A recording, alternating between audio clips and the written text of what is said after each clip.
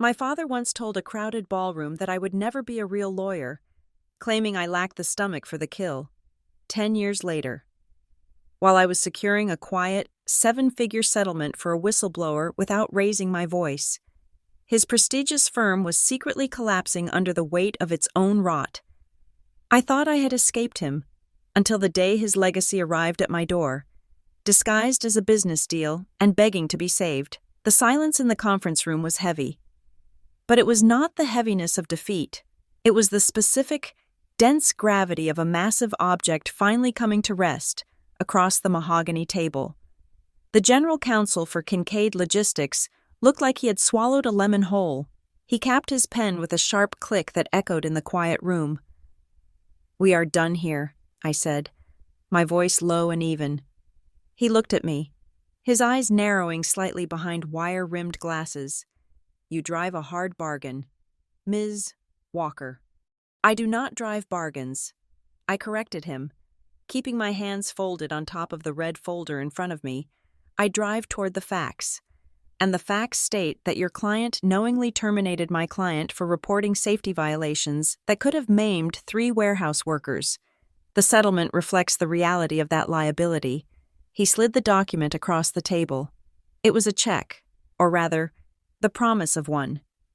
To be wire transferred within 48 hours, $2,400,000. It was a life-changing sum for my client. A former shift supervisor named Sarah, who had been living out of her sister's guest room for 8 months, terrified that she had ruined her career by speaking up. I did not smile. I did not pump my fist. I checked the signature line, verified the date, and nodded once. "Thank you," I said. "We will expect the wire by Thursday close of business." I packed my briefcase with the slow, deliberate movements of someone who has nothing left to prove. In the elevator down to the lobby, I allowed myself a single deep breath. My father, Calvin Walker, would have handled this differently. If he had been in that room, he would have made the opposing counsel bleed just for the sport of it. He would have turned the negotiation into a theater of humiliation, ensuring that Kincaid's lawyer felt small, incompetent, and destroyed. He would have called it a victory only if the other side left with their spirit broken. I just wanted the check. I wanted Sarah to pay her debts. I wanted the law to work the way it was supposed to work, as a shield rather than a sword. When I walked back into the offices of the Walker Legal Group, the atmosphere was humming. We occupied the 3rd floor of a renovated brick textile mill in the Arts District of Harbor Point. It was not the glass and steel fortress of the downtown firms. It had exposed beams, wide windows that looked out over the gray Atlantic harbor, and a coffee machine that actually worked. Maya Hargrove, my senior associate and right hand, looked up from her standing desk as I walked in. She saw the set of my shoulders and the slight relaxation in my jaw. "Did they blink?" she asked. "They signed," I said. "Full amount, no structured payments." Maya let out a whoop that caused our paralegal, "Ben, to drop a stapler. We got it." "Sarah is going to be okay. She is going to be fine," I said, finally letting the smile break through. "She is going to buy a house, Maya. She is going to send her daughter to college without taking out loans." Ben ran over, looking ready to pop a bottle of champagne. Though it was only 2 in the afternoon on a Tuesday, "This is huge. Lucy, that is the biggest settlement we have pulled in this fiscal year." "It is good work," I said, moving toward my office. "But keep it quiet. The confidentiality clause is tighter than a drum. We celebrate with pizza, not press releases. This was my rule. We did not grandstand. We did not call the local legal journal to brag about our kills. We did the work, we got the result, and we moved on. That was how I built this firm. I started it 5 years ago on a credit card and a terrifying amount of hope. Just 3 years after leaving Harbor and Wren LLP, leaving was a polite word for it. Escaping was more accurate. I sat down at my desk, the adrenaline of the negotiation beginning to fade into the familiar fatigue of the mid-afternoon slump. I opened my laptop, expecting the usual barrage of client emails, court notifications, and administrative debris. Top of the inbox was an email from Ben, forwarded with a high-priority flag. The subject line read, Inquiry re Strategic Combination. I frowned. I hated that phrase. Strategic combination was corporate speak for, we want to eat you. I clicked it open. It was from a firm called North Bay Advisory Partners. Dear Ms. Walker, we represent a well-established regional firm, referred to herein as Project Elm, which is seeking a strategic combination with a dynamic, high-growth employment boutique in the Harbor Point market. Our client has identified Walker Legal Group as a premier candidate for this synergy. We would welcome a conversation regarding potential acquisition or merger structures. I rolled my eyes. I hit the delete key. Spam. I muttered to myself. I went back to work. I had a summary judgment motion to draft for a wage theft case and a consultation with a nurse who had been fired for refusing to falsify patient records. Real work, important work. 10 minutes later, Ben knocked on my doorframe. Did you see the North Bay email? He asked. I deleted it. I said, not looking up from my motion. Lucy, he said, stepping into the room, they sent a follow-up while you were typing. They sent financials. Under a pre-signed unilateral NDA, they said to just look at the numbers. I stopped typing. That was highly irregular. Usually, you had to court a buyer for months before they showed you the books. To send financials cold meant they were either incredibly arrogant or incredibly desperate. I sighed and opened my deleted items folder. I retrieved the email and found the second one that had just landed. Attached was a PDF simply titled, Project Elm, Executive Summary. I clicked it. The document was redacted heavily. No names, no addresses, no client lists, but the numbers were there, and as I scanned the profit and loss statement, my cynicism turned into confusion. This was a big firm, revenue in the tens of millions, a partnership structure of at least 12 equity partners and 20 associates, a lease obligation for 30,000 square feet of Class A office space. But the trend lines were a disaster. Revenue was down 18% year over year. Operating expenses were bloated, seemingly fixed in amber from a decade ago. And the cash position, I squinted at the screen. The cash position was terrifying. They had less than 2 months of operating capital left. Look at the lease line, I whispered. Ben leaned over my shoulder. $700,000 a year. Who pays that kind of rent in Harbor Point anymore? A dinosaur. I said. I scrolled down to the liabilities. There was a line item for a revolving credit facility that was maxed out. There were capital calls to partners that had gone unpaid. This firm, whoever they were, was a sinking ship that looked impressive from the shore but was taking on water in the engine room. Why send this to us? I asked. We are a boutique. We have 4 lawyers. We turn over in a year what they spend on rent in a quarter. Maybe they want our cash, Ben suggested. I laughed. We do not have enough cash to plug a hole that size. No, this isn't about money. They are looking for something else. I felt a chill that had nothing to do with the office air conditioning. The numbers were too specific to be a phishing scam. Someone was actually bleeding out, and for some reason, they thought Walker Legal Group could be the tourniquet. Call a team meeting. I said, now, 10 minutes later. The 4 of us, myself, Maya, Ben, and our junior associate, David, were gathered around the circular table in my office. I had projected the financials onto the wall. Project Elm. Maya read, crossing her arms. Sounds like a horror movie. It is a horror movie. I said, look at the partner draw. They are still paying out distributions even though they are operating at a loss. That is suicide. So we ignore it. David said, right, I want to ignore it. I said, my instinct screams, no. But North Bay is a legitimate advisory firm. They do not handle small fish. If they are reaching out to us, it means this firm, Project Elm, has specifically requested us, or they have run out of other options. Maya walked up to the projection. Lucy, look at the practice areas. Heavy litigation, corporate defense, some estate planning. They are old school. So I asked, Maya turned to me, her eyes bright with a hunger I did not share. If we acquire them, or merge, or whatever this is, we get their client list, we get their Rolodex, we skip 10 years of grinding to build a reputation. We could move into their space. We could be the biggest employment firm in the state overnight, and we would inherit a lease that would bankrupt us in 6 months. I countered, not to mention the culture. You do not get a balance sheet this ugly without a toxic culture. These people are spending money they do not have. They are likely fighting over scraps. Do you want to bring that energy in here? We just celebrated Sarah's win. We are happy. We are functional. Growth is painful, Maya said. But this is an opportunity to buy a distressed asset for pennies on the dollar. We could gut the bad parts, keep the good. There are no good parts in a firm that hides its debt like this. I said, I am just saying. Maya pressed, we should at least find out who they are. I looked at the team. Ben looked anxious. David looked confused. Maya looked ambitious. I will think about it. I lied. After they left. I sat in the silence. The joy of the morning's victory had evaporated, replaced by a low-level hum of anxiety. I had built Walker Legal Group to be the anti-firm. No screaming partners, no backstabbing, no billable hour quotas that forced you to choose between your ethics and your bonus. I had built a fortress against the world I used to live in. My phone buzzed on the desk. The screen lit up Mom. I stared at it.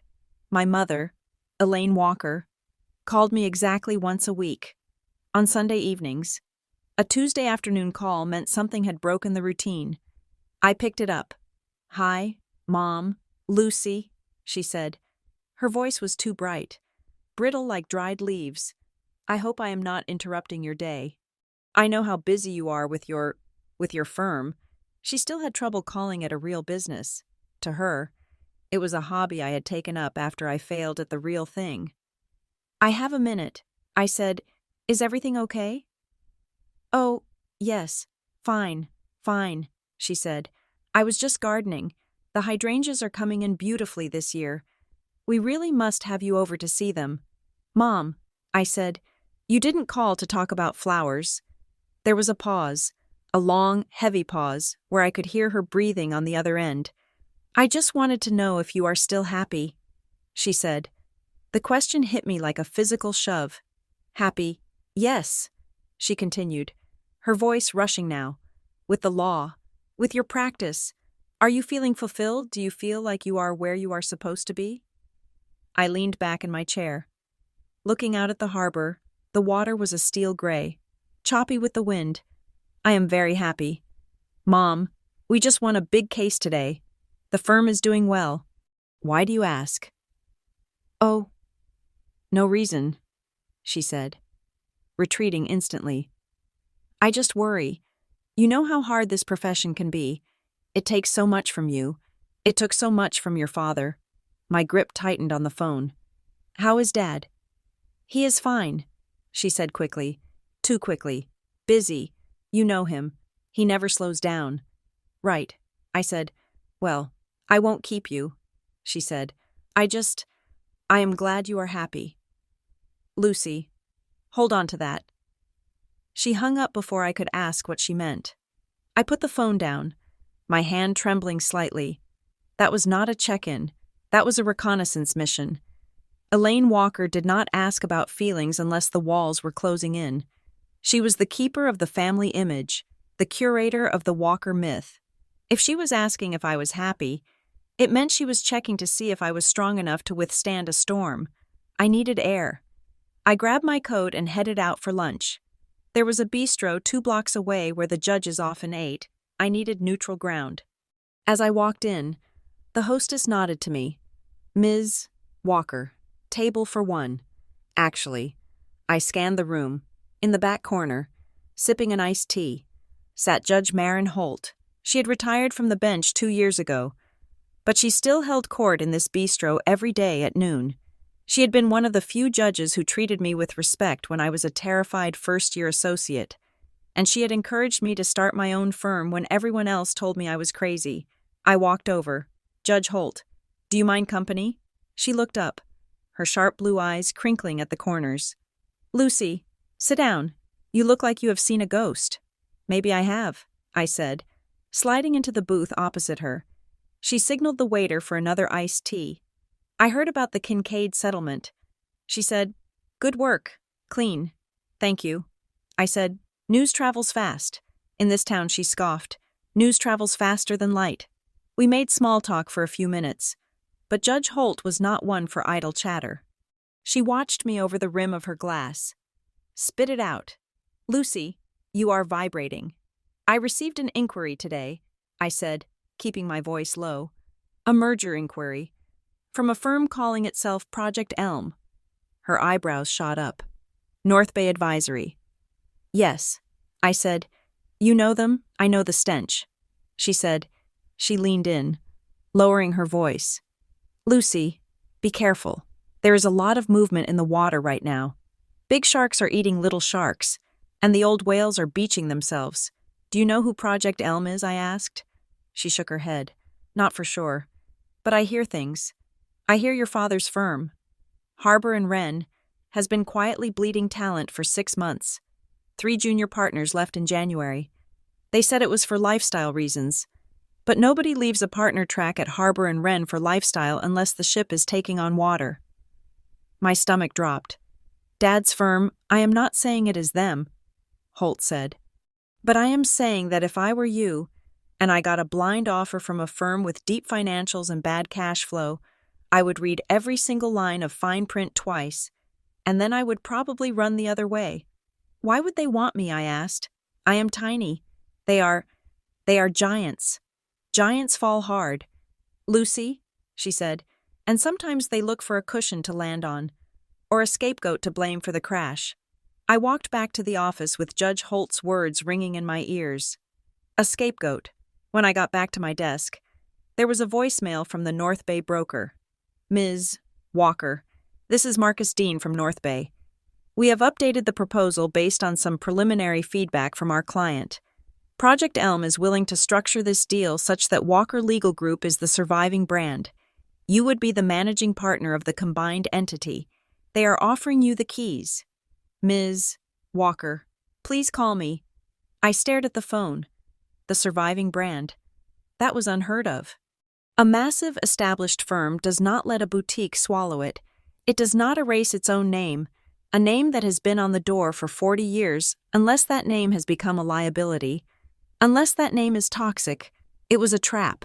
It had to be. It was a golden cage, and they were inviting me to walk inside and lock the door myself. I told Ben to hold all my calls. I closed my blinds. I sat in the dark of my office, the glow of the monitor illuminating my face. I pulled up the state court docket search. I typed in Project Elm into the keyword search, knowing it would yield nothing. Then I started searching for patterns. I looked for large firms in Harbor Point with recent filings. I found nothing obvious. Then I tried a different angle. I searched for motion to withdraw as counsel. If a firm is collapsing, they stop paying their lawyers. Or the lawyers quit because the firm is asking them to do things they cannot ethically do. I found a cluster. In the last 3 months, attorneys from Harbor and Wren LLP had withdrawn from 7 different active litigation matters. The reasons listed were generic, professional difference of opinion, or breakdown in communication. 7 withdrawals in 3 months. That was a hemorrhage. Then I searched for employment claims against law firms. I found 3 arbitration demands filed against Harbor and Wren in the last year. They were sealed, but the docket codes indicated they were employment disputes. Wrongful termination, harassment, discrimination. The pattern was taking shape. A firm that was losing lawyers, hiding lawsuits, and bleeding cash. Judge Holt was right. It was them. I felt a wave of nausea. My father's firm. The place where I had spent my childhood weekends waiting in the lobby while he worked. The place where I had worked as a junior associate. Desperate for his approval, only to be crushed under his boot. He had told me I would never be a real lawyer because I cared too much. He had told me that real law was about dominance, not empathy. And now, his monument to dominance was crumbling. I went back to the email from North Bay. I opened the attachments again. I had missed something. There had to be something. I opened the folder containing the supplemental financials. There was a second file in there, a PDF titled Organizational Chart, Draft. I clicked it. It was a generic tree diagram. Managing partner at the top. executive committee below, but down in the bottom corner, in a box labeled Senior Advisory Council Non-Equity, someone had forgotten to scrub the metadata or the placeholder text. There it was. 2 words that stopped my heart. Calvin Walker. I sat back, the breath leaving my lungs in a rush. It was Harbor and Wren. My father's firm was the one begging for a lifeline. They didn't just want a merger, they wanted me. They wanted the daughter who wasn't cut out for real law to come back and save them from their own destruction. Or, I thought, remembering Judge Holt's warning, they wanted me to come back and take the fall. I looked at the org chart again. The box for managing partner was empty in the diagram. A blank space waiting to be filled. Waiting for me. I picked up the phone and dialed Maya. "Come back to the office," I said. "Did you decide?" she asked. I did. I said, my voice cold and steady, a tone I had not used since the day I walked out of my father's office 5 years ago. "We are not going to ignore it. We are going to look at it." "Why the change?" Maya asked. "Because I know who they are," I said, "and if they think they can buy me, they have severely underestimated the price." I hung up. Outside, the sun was setting over the harbor, painting the water in shades of bruised purple and blood orange. I stared at the darkening sky. The game had changed. It was no longer business. It was a reckoning, and I was ready to play.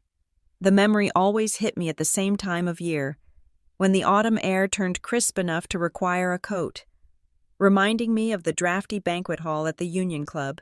It was 5 years ago. I was 27, a fifth-year associate at Harbor and Wren, and I had just won my first solo trial. It was a wage theft case for a group of janitors. The recovery was small, $40,000, but to me, it was monumental. I had proved I could stand in a courtroom and win. The firm's annual partners' dinner was that night. I wore a black dress I could barely afford, trying to blend into the sea of charcoal suits and silver hair. I remember standing near the bar, holding a club soda, waiting for my father to acknowledge me. He was holding court in the center of the room, a scotch in one hand, gesturing broadly to a circle of senior partners and important clients. He waved me over. For a second, I thought he was going to praise me. I thought, finally, he sees it. "This is Lucy," he said, his voice booming, slurring just slightly at the edges. "My daughter. She thinks she is a lawyer now." The men laughed. It was a polite, clubby chuckle. I forced a smile. "I won the Hernandez case today. Dad," the judge ruled from the bench. Calvin Walker looked at me, his eyes glassy and hard. He turned back to the men. "She handles the soft stuff. Employment law, feelings, hand-holding." He took a sip of his drink, his gaze sliding right through me. "You know," I told her, "Lucy, you will never be a real lawyer. You do not have the killer instinct. You want to save people. Real law is not about saving people. It is about winning." He leaned in, whispering loud enough for the circle to hear. "You are a glorified social worker, sweetheart. Do not confuse that with the practice of law." The laughter was louder that time. I stood there, frozen, feeling the heat rise up my neck, burning my cheeks. I was 27 years old, a barred attorney in the Commonwealth of Massachusetts, and in 10 seconds, he had reduced me to a child playing dress-up. I left the firm 2 weeks later. The memory dissolved as I stared at the phone on my desk in the present day. I was 32 now. I owned the building I was sitting in, and the man who had called me a social worker was currently hiding behind a shell corporation, begging me to buy his failing legacy. I could have let the rage take the wheel. I could have called North Bay and told them to go to hell, or worse. I could have laughed at them the way my father's friends laughed at me. But I was not that 27-year-old girl anymore. I was a strategist. And strategists do not act on anger. They act on intelligence. I pressed the intercom button. "Ben, get Marcus Dean from North Bay on the line. Tell him I'm ready to talk, but tell him I have conditions." 5 minutes later, Marcus Dean's smooth salesman voice filled my office. "Ms. Walker, I'm delighted you decided to engage. Project Elm is very excited about the possibilities." "I bet they are," I said, leaning back in my chair. "Let us cut the dance. Mr. Dean, I know who Project Elm is. There was a silence on the other end, a long, expensive silence. I am looking at an org chart you failed to scrub.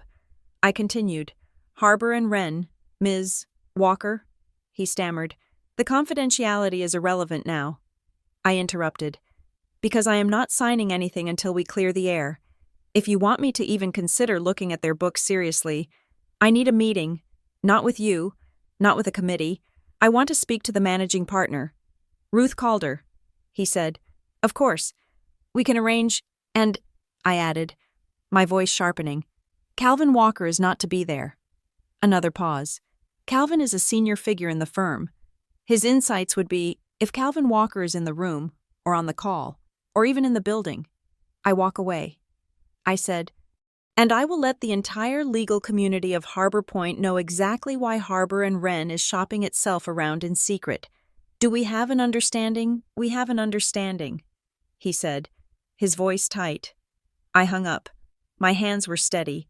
I walked out to the common area where my team was waiting. Maya, Ben, and David looked up from a whiteboard covered in scribbles. We are doing a controlled review. I announced, I want to know exactly what it would take to absorb a firm of that size. Maya, I want you to look at conflicts. If we take on their client list, how many of our current plaintiffs do we have to drop? Maya capped her marker. That is the biggest risk. We sue companies. They defend them. If we merge, we conflict out of half our caseload. Then calculate the loss. I said, put a number on it. David, I want you to look at capacity. If we inherit 20 support staff and 10 associates, where do we put them? What is the overhead? And the reputation? Ben asked quietly. I looked at him. That is the question. Isn't it, if Harbor and Wren is toxic, and we drink the poison, do we die too? We spent the next 2 days in a war room mentality. We analyzed the redacted financials North Bay had sent, trying to reverse engineer the problems. The rent was an albatross, $700,000 a year for space they didn't need. The partner draws were irresponsible. But there was something else, something harder to quantify. It was the silence. Usually, when a firm is in trouble, there is noise, rumors, leaks, but Harbor and Wren was hermetically sealed. That terrified me. Silence usually meant fear. On Thursday afternoon, I was alone in the break room, staring at the coffee machine. When the front door chime rang, we did not get many walk-ins.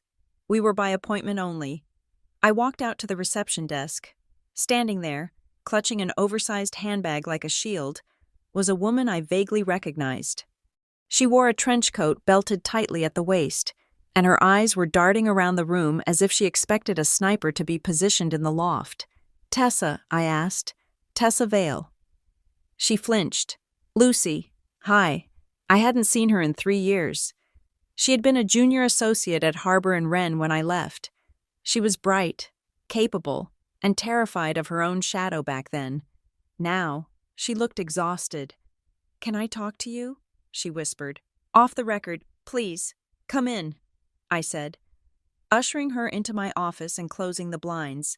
I didn't offer her coffee. She looked like she was already vibrating with enough caffeine to kill a horse. She sat on the edge of the guest chair. I saw you were looking into the firm, she said. I froze. Who told you that? Nobody, she said. I work at Darrowcare Health now. In compliance. We use North Bay for our acquisitions. I saw an email chain I wasn't supposed to see. Your name was on a prospective deal list for Project Elm. I sat down slowly. Tessa, you know I cannot discuss. Do not do it. Lucy, she interrupted, her voice shaking.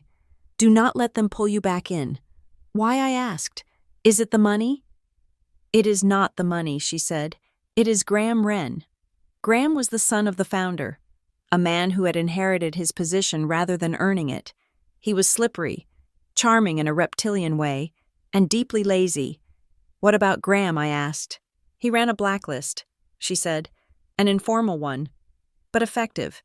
If an associate complained about hours, about harassment, about how he talked to the paralegals they didn't get fired, that would be actionable. No, they just stopped getting work.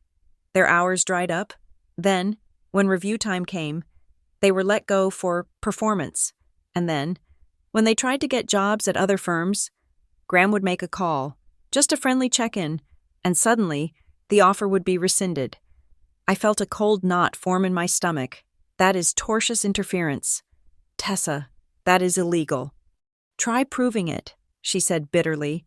He destroyed 3 careers that I know of. Mine was almost the 4th, but I got out just in time. And my father, I asked.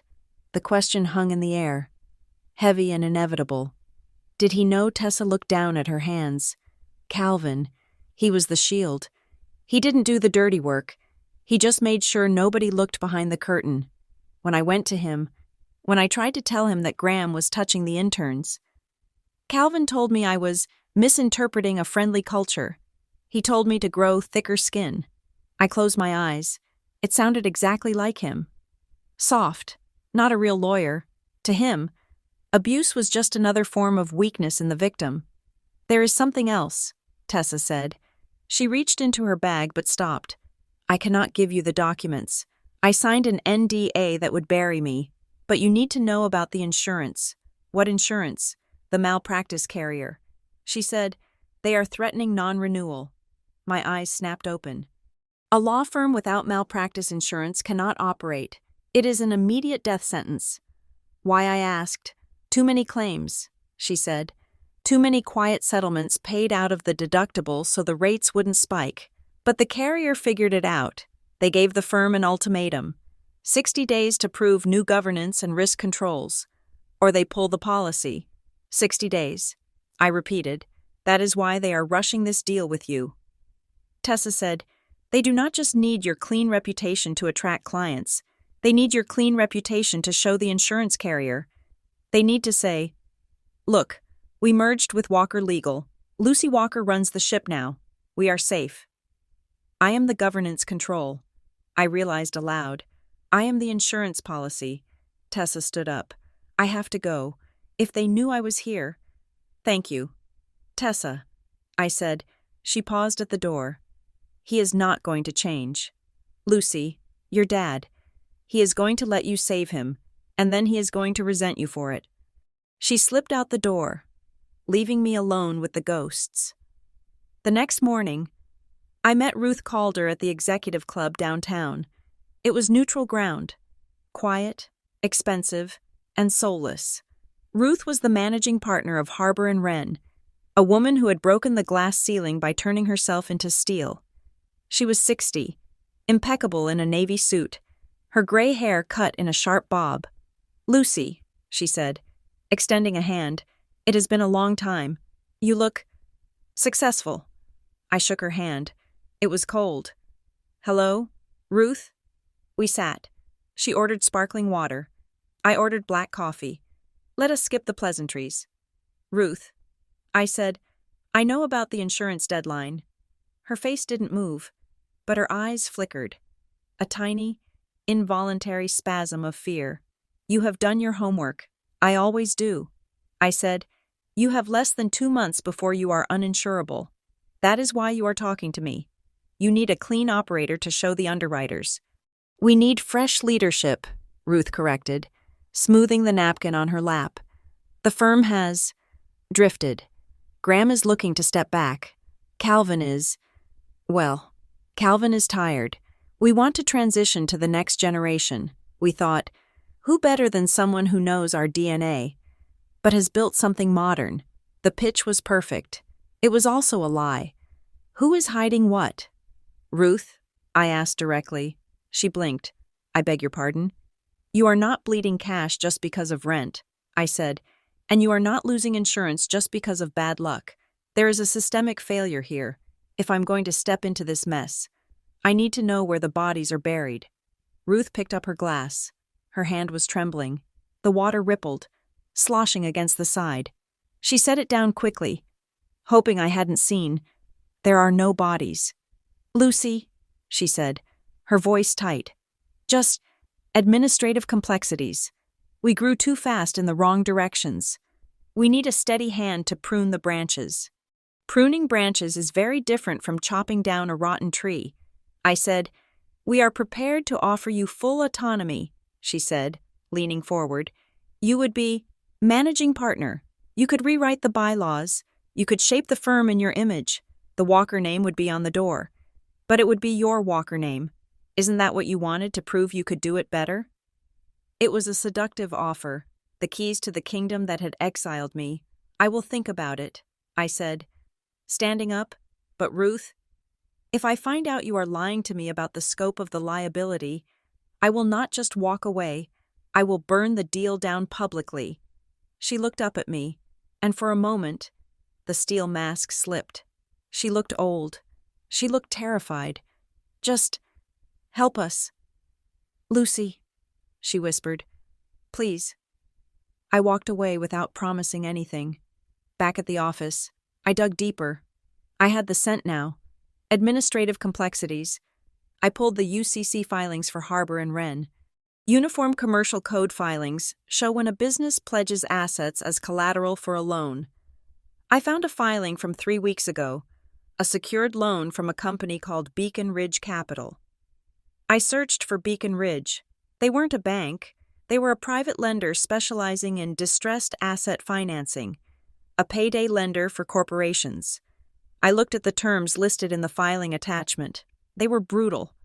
Harbor and Wren had sold $2 million of future receivables money they hadn't even collected yet from clients for a lump sum of $1.2 million today.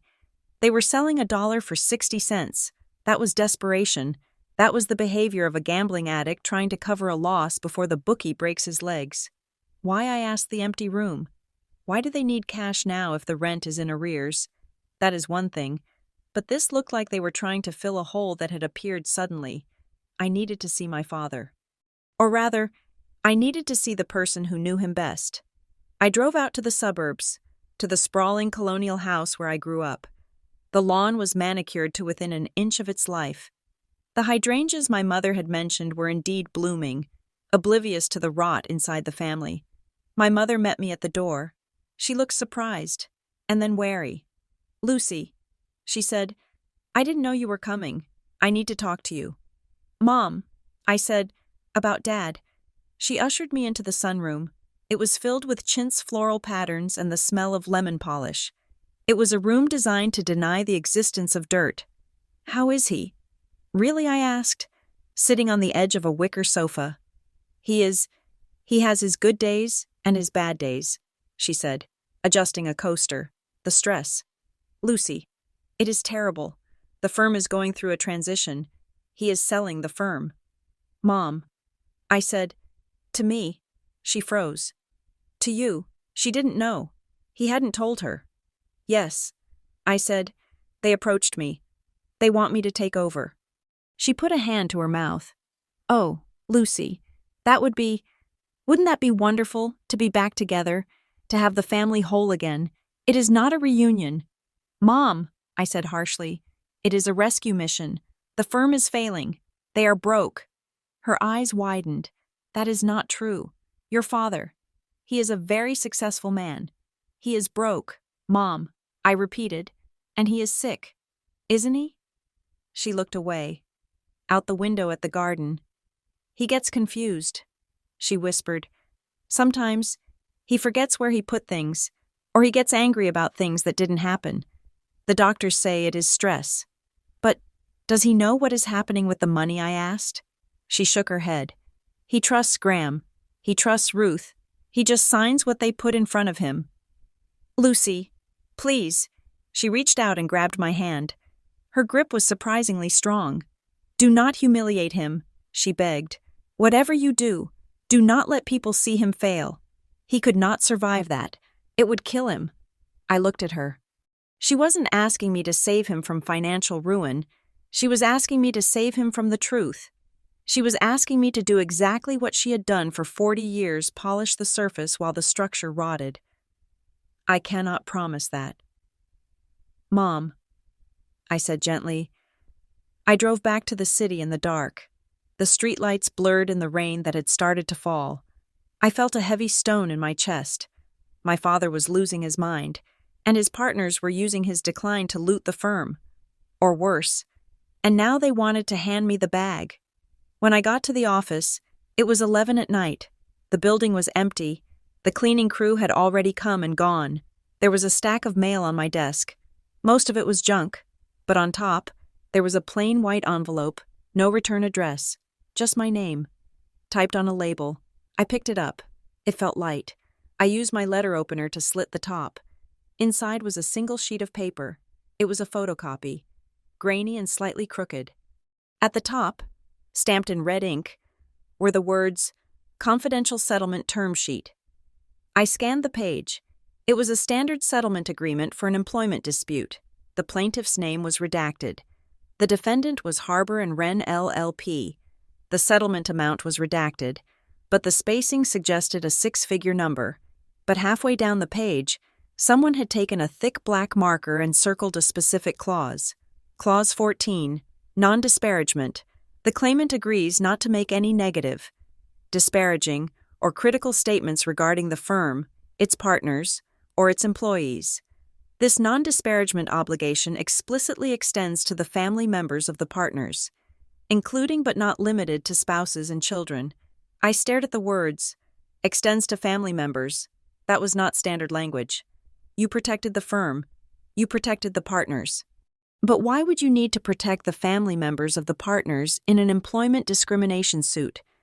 Unless the discrimination was personal, unless the harassment or the abuse involved the family, or unless the person being protected wasn't a partner, but a family member of a partner. My phone buzzed in my pocket, making me jump. It was a text from an unknown number. Keep digging. I looked back at the document. The circled lines seemed to pulsate under the fluorescent lights. They weren't just hiding debt, they were hiding a sin, and they had paid a lot of money to keep it quiet. I put the paper down. The stone in my chest was gone, replaced by cold steel. I wasn't just going to read the fine print twice. I was going to tear the paper apart until I found the ink underneath. I needed a ghost. In the legal world, there are accountants who prepare tax returns, and there are accountants who find the money you swore you didn't steal. I needed the latter. I called a contact at the U.S. Attorney's Office who owed me a favor, and he gave me a name, Noah Brenner, of Arden Forensics. Noah did not have an office in a glass tower. He worked out of a brownstone in the South End that smelled faintly of old paper and pipe tobacco.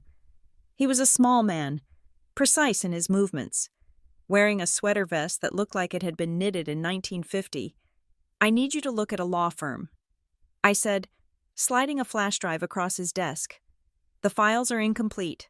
They are redacted. But I need to know if the gaps are incompetence or malice." Noah picked up the drive. He didn't ask who the firm was. He didn't ask why I cared. He just asked, "How deep do you want me to dig until you hit bedrock?" I said, "Or until you hit a sewer line." I walked back to Walker Legal Group with the feeling of a woman carrying a grenade in her purse.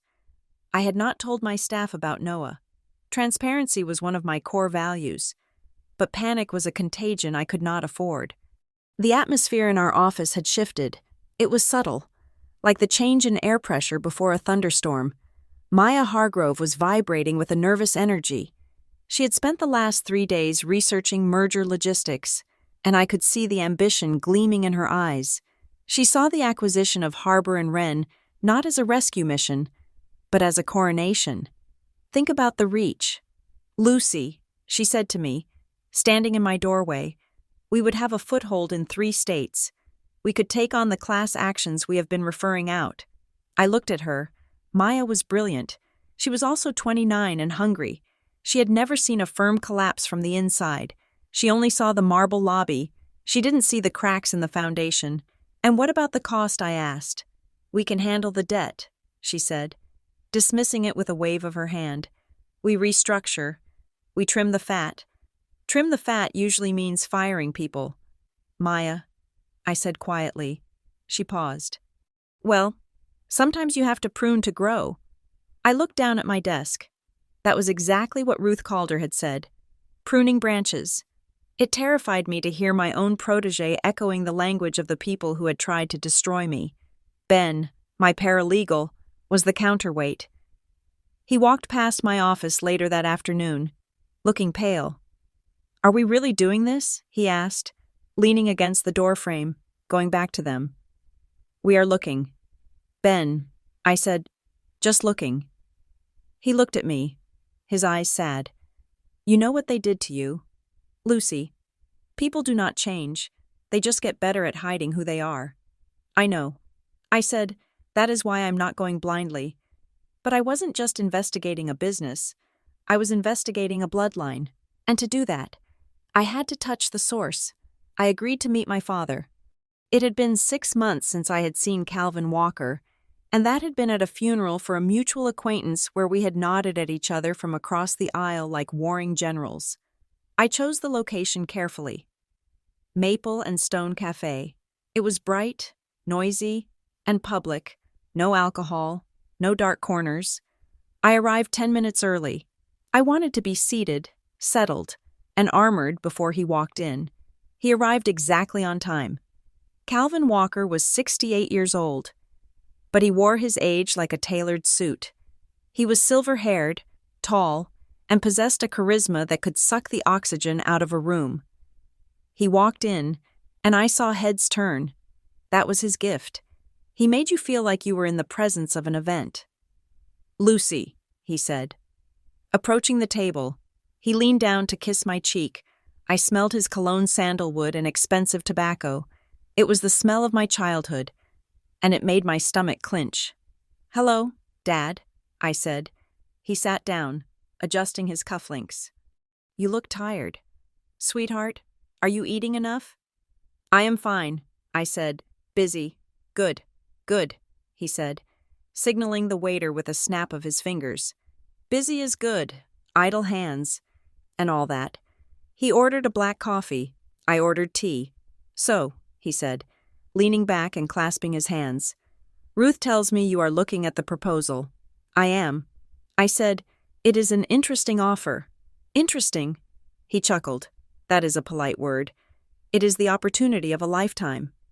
Lucy, to step into a legacy, to take what I built and modernize it. He said modernize the way one might say disinfect. It is a big step, I said carefully. The firm has a lot of history. History is weight, he said. It gives you gravity. You have done well with your little shop, Walker Legal Group. It is cute, scrappy. But let us be honest. Lucy, it is not the big leagues. You are playing in the sandbox while the adults are building skyscrapers. There it was. 10 minutes. That was how long he could sustain the charm before the condescension leaked through. My little shop just billed $2.4 million on a single settlement. Dad, I said, keeping my voice level. He waved a hand. Ambulance chasing, whistleblowers. It is messy work. Harbor and Wren represents the institutions that build this country.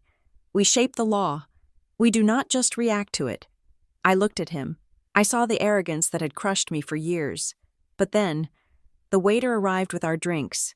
Calvin reached for his cup. His hand was shaking.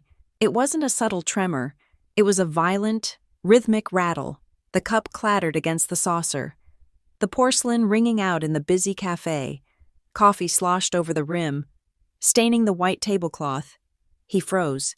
He set the cup down quickly, pulling his hand back into his lap. He looked at me, defiance in his eyes. Too much caffeine, he muttered. Dad, I said, softness entering my voice against my will. Are you okay? I am fine, he snapped. Do not look at me like that. Like what? Like I am a patient, he hissed. I am not one of your wounded birds. Lucy, I am Calvin Walker. I stared at him. The anger flared in my chest, hot and bright. He was vulnerable. He was clearly unwell, but he was using his vulnerability as a weapon. He was daring me to pity him so that I wouldn't question him. It was a manipulation tactic I had seen him use on opposing counsel 1,000 times, feign weakness to draw them in. Then strike when they lowered their guard.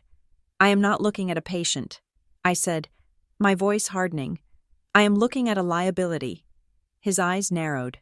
What did you say? If I buy this firm, I said, I buy everything, the assets, the debts, and the partners. If the senior partner has a health issue that affects his ability to practice, that is a material fact. Hiding it is fraud. He stood up, his chair scraping loudly against the floor.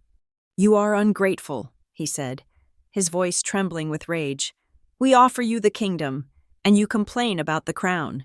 He threw a $20 bill on the table and walked out.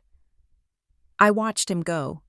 He walked with a stiff, careful gait, as if he were walking on ice. I didn't follow him. I drank my tea. It was cold. That afternoon, Noah Brenner called me. I need you to come to my office, he said. Now. I canceled my afternoon meetings and drove to the South End. Noah was waiting for me at the door. He didn't offer pleasantries. He led me to his desk, where 3 monitors were glowing with spreadsheets. You were right about the timing gaps, he said. Explain it to me. I said. He pointed to a column of numbers. This is the IOLTA account, the interest on lawyers' trust accounts. You know the rules? Of course I knew the rules. The IOLTA account is sacred. It is client money. You hold it in trust until it is earned or paid out. You never, ever touch it for operating expenses. Touching the trust account is the third rail of legal ethics. It is instant disbarment. It is jail time. Look at these transfers, Noah said. On the 1st of the month, $300,000 moves from the trust account to the operating account. On the 5th of the month, $300,000 moves back. They are borrowing it, I whispered. To make payroll, to pay rent, Noah corrected, or the Beacon Ridge loan. It happens every month for the last 8 months. They take the client's settlement money, use it to keep the lights on, and then scramble to replace it before the client asks for their check. My stomach turned. This wasn't just bad management. This was a Ponzi scheme. They were robbing Peter to pay Paul, hoping Peter didn't check his balance. Who is authorizing the transfers, I asked. Noah clicked a cell. The authorization codes belong to the managing partner, Ruth Calder. But what? The approvals for the bridge loans that replace the money, the funds coming in to plug the hole. Those are coming from a personal account, a trust. Whose trust? The Calvin Walker Revocable Trust. I sat down heavily in the leather chair. My father wasn't just hiding his health. He was funding the cover-up. He was draining his own personal fortune to replace the money Ruth was stealing from clients, just to keep the firm alive for 1 more month. He is broke. I realized. That is why my mother was so terrified. He isn't just selling the firm. He is trying to stop the bleeding before he loses his house. I left Noah's office with the evidence on a secure drive. I had enough to bury them. I could go to the board of bar overseers tomorrow, and Harbor and Wren would cease to exist by sunset.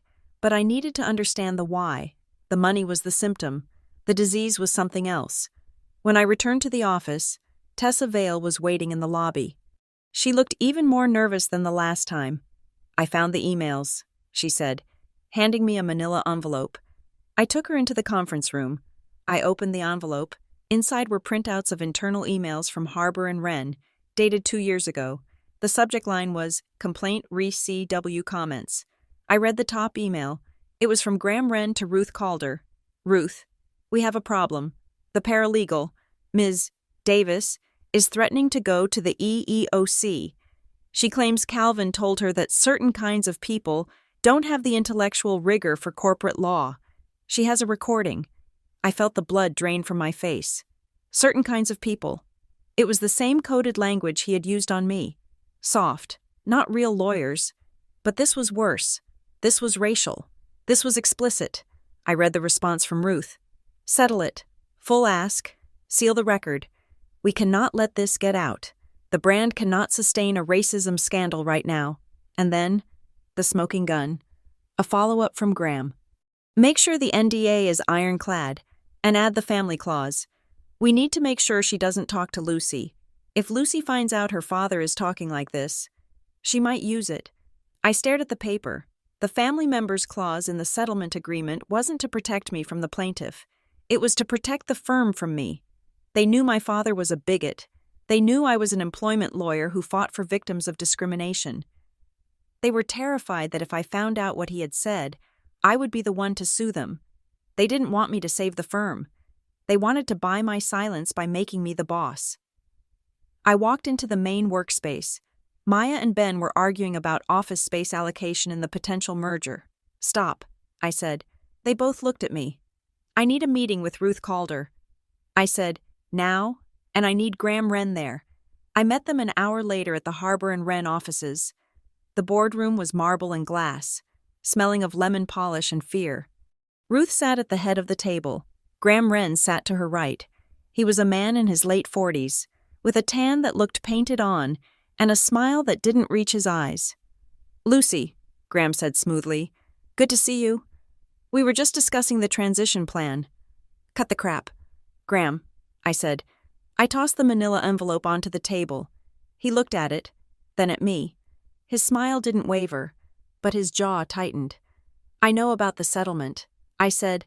"I know what my father said, and I know about the IOLTA transfers." The room went dead silent. Ruth went pale. Graham just leaned back, crossing his arms. "So you know," Graham said. "That simplifies things." "Simplifies?" I asked, incredulous. "You are embezzling client funds to cover up a systemic rot caused by my father's inability to keep his mouth shut." "We are managing a cash flow crisis," Graham said coolly. "And as for your father, he is a liability. We all know that. That is why we need you." "Explain," I said. Graham leaned forward.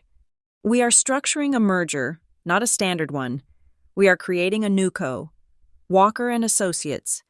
The assets transfer to the new entity, the liabilities the lease, the bad loans. The potential discrimination suits stay with the old entity. Harbor and Wren, and who stays with the old entity, I asked. Though I already knew the answer, Calvin, Graham said. I stared at him. The cruelty of it was breathtaking. "You are going to dump the toxic debt and the lawsuits onto my father, leave him in a shell company to go bankrupt, and move the profitable business to a new firm with my name on it. He is the problem." "Lucy," Ruth whispered, "he is the one who spent the money. He is the one who insulted the staff. It is justice, in a way. You want me to be the face of the firm that leaves him to die." I said, "We want you to be the face of the future." Graham said, "You get the clients, you get the prestige, you get the revenge." "Lucy, isn't that what you want? He humiliated you. Now you can walk away with his legacy and leave him holding the bag." I looked at them. They were monsters, but they were monsters who thought I was one of them. "I will consider the proposal," I said, my voice flat. Ruth let out a breath she had been holding. "Thank you, Lucy. But," I added, "I have a condition." "Anything," Graham said. "I need to assess the staff." I said, "If I'm going to lead this new co, I need to know who is worth keeping. I want to interview 3 employees, randomly selected, by me, not by you." Graham hesitated. "That is unorthodox. Take it or leave it." I said, "I walk out that door, and I take the IOLTA records to the D.A. "Fine," Graham said. 3 employees. Tomorrow morning. The next morning. I arrived at Harbor and Wren. I pointed to 3 names on the directory, a junior associate, a paralegal, and the receptionist. I interviewed the associate first. He was arrogant and defensive. I interviewed the paralegal second. She was evasive. Then I called in the receptionist. Her name was Elena. She was young, maybe 22. She had been with the firm for 6 months. She sat in the chair, twisting a tissue in her hands. "Elena," I said gently, "I am not here to fire you. I just want to know what it is like to work here." She looked at the door, checking to see if it was closed. "It is hard," she whispered. "Everyone is scared. Scared of what I asked. Of the merger," she said. Why, she looked at me, tears welling in her eyes. "Because of what Mr. Wren said." "What did Mr. Wren say?" "He had a town hall meeting," she said, her voice trembling. "Last week. He told us that the firm was in trouble. He told us that you were buying us." She took a deep breath. "He said that you were angry. He said that you hate this place because of your father. He told us that if Walker Legal buys us, you are going to fire the problem people first." "Who are the problem people?" I asked. "The ones who don't fit," she said. "The ones who aren't. Elite. He said you are on a crusade. He said you will fire anyone who looks at you wrong because you are his daughter, and you want to hurt everyone he ever hired." I sat back, feeling like I had been punched in the gut. They weren't just using me to dump the debt. They were using my name as a boogeyman. They were terrorizing their own staff, telling them that I was the monster, that I was the vindictive, unstable daughter coming to burn the house down. Graham Wren was using my trauma to keep his victims in line. "Thank you, Elena," I said. "You can go." She left. I sat alone in the conference room. I looked out the window at the skyline of Harbor Point. Graham thought he had played me. He thought he could appeal to my vanity and my anger. He thought I would jump at the chance to bury my father and take the prize. But he had made a fatal error. He thought I was still seeking my father's approval. He didn't realize that I had stopped caring about approval a long time ago. Now, I only cared about the truth, and I was going to make sure that when this house burned down, the right people were inside. I did not scream when I called Marcus Dean. Screaming is what people do when they have lost control. I had not lost control. I had merely located the target. "Mr. Dean," I said, my voice as flat as a heart monitor on a corpse. "I want to know who wrote the script." "Ms. Walker," he replied, his tone smooth and practiced. "I am afraid I do not follow." "The script," I repeated. "The one where I am the vengeful daughter coming to fire the innocent staff. The one where I am unstable. The one Graham Wren is reciting to his receptionist to terrify them into silence." There was a pause on the line. I heard the faint click of a keyboard. Likely him pulling up a file to cover his tracks. We cannot control internal communications at the client firm.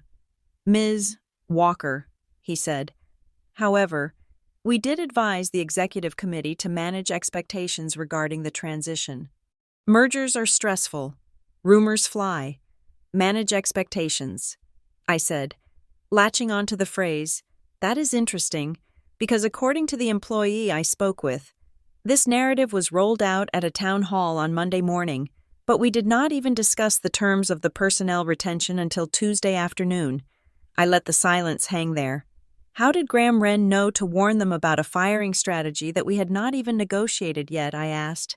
Unless, of course, the strategy was never about retention. It was about leverage. You are whipping up fear to force a quick close. You want the staff begging for a savior. Or you want me so rattled by the hostility that I sign without looking at the details just to end the noise. "Ms. Walker." "That is a cynical interpretation," Dean said, his voice hardening. "It is an accurate one." I said, "Tell your client that I do not respond to threats. And tell Graham Wren that if he slanders me to one more 22-year-old receptionist, I will add a defamation clause to the term sheet that will make his head spin." I hung up before he could respond. I stared at the phone. My hand was cramping from gripping it so hard. They were playing dirty, which meant they were scared. But I did not know as how scared they were until the mail arrived 2 hours later. Ben walked into my office, his face pale. He held a thick white envelope. It bore the return address of the Office of the Bar Council, the State Bar. "It is certified," Ben said quietly. I had to sign for it. I took the envelope. It felt heavy, like a brick. I slid it open and pulled out the letter. Recomplaint number 24-098. Anonymous versus Lucy Walker, Esquire. I scanned the first page. It was a formal notice of an ethics complaint.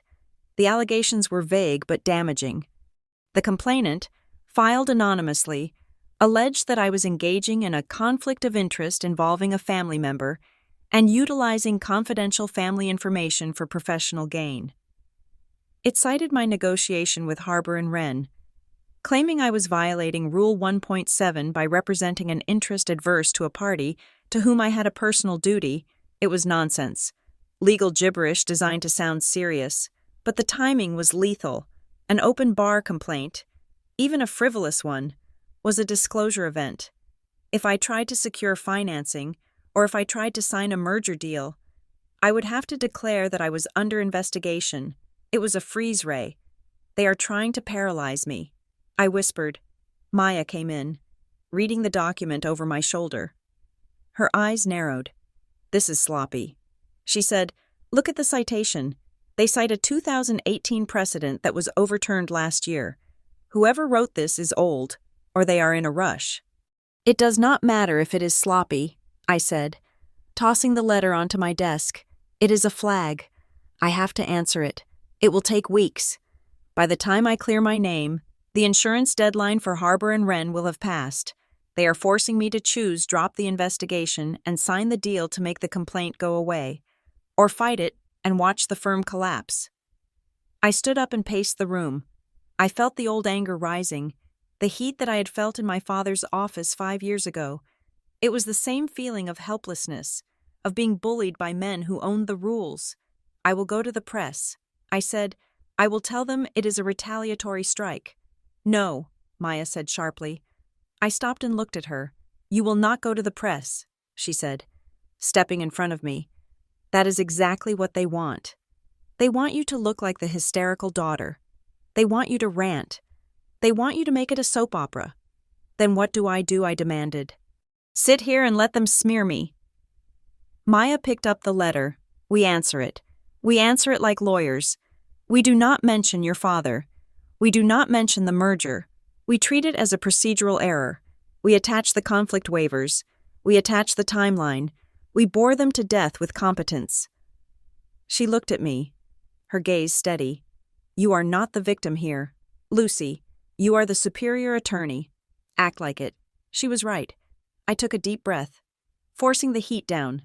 Draft the response. I said, keep it under 5 pages. Attachments only. No adjectives. We filed the response the next morning. It was a masterpiece of dry bureaucratic dismissal. We did not give them the drama they were begging for. We gave them paper. But the real blow came that afternoon. From the one place I thought I had secured, Noah Brenner called. I need you to look at something. He said, I sent you a link to a secure server. I clicked the link. It was a flowchart Noah had built, tracing the money trail of the loan from Beacon Ridge Capital. I told you the loan terms were predatory, Noah said, his voice tinny through the speaker. Selling receivables for 60 cents on the dollar. It is loan shark territory. Yes, I said. Desperation. No, Noah said. Not desperation. Extraction. I zoomed in on the chart. Noah continued. I ran a background check on the registered agent for Beacon Ridge Capital. It is a shell company registered in Delaware. The ownership is obscured behind a trust. But the trust has a mailing address in the Caymans, and I cross-referenced that address with the property tax records of the senior partners at Harbor and Wren. Noah said. I waited, my heart hammering. Graham Wren's brother-in-law owns a vacation villa at that exact address in the Caymans. Noah said. The world tilted on its axis. Beacon Ridge Capital was not an outside lender. It was Graham Wren. He is lending money to his own firm, I whispered, at predatory rates. Noah confirmed. He is stripping the assets. He lends the firm $1 million. The firm owes him $2 million in receivables. When the firm collects the money from clients, it goes straight to Beacon Ridge. Graham is effectively taking the firm's future revenue and putting it into his own pocket, tax-advantaged. While the firm goes bankrupt, he is looting the ship before it sinks. I said, and he is charging interest on the lifeboats. Noah added. I sat back. This wasn't just unethical. This was criminal fraud. This was theft. And my father was the managing partner. My father was the one signing the checks to Beacon Ridge. Does Calvin know? I asked. I do not know, Noah said. His signature is on the documents. But looking at the metadata, the timestamps on the digital signatures are all at odd hours. 3 in the morning, 11 at night. He is signing what they put in front of him. I realized, just like my mother said, he does not understand what he is signing. I hung up. I needed proof, not just numbers, but intent. I needed to know who was deleting the evidence. I needed Owen Sutter. Owen was the IT administrator for Harbor and Wren. He was a quiet man who wore cardigans and collected vintage vinyl. I had represented his sister in a severance negotiation 3 years ago, pro bono. He owed me. I met him in his car, parked in the back lot of a home improvement store 3 towns over. It was raining, a gray drizzle that smeared the windshield. Owen looked terrified. He kept checking his rearview mirror. If they see me talking to you, I am dead, he said. They won't see you. I said, Owen, I know about the archives. He flinched. The purge. Tell me. I said, it happened after the partner retreat in September. He said, Graham came to me. He said they were doing a server migration. He gave me a list of keywords.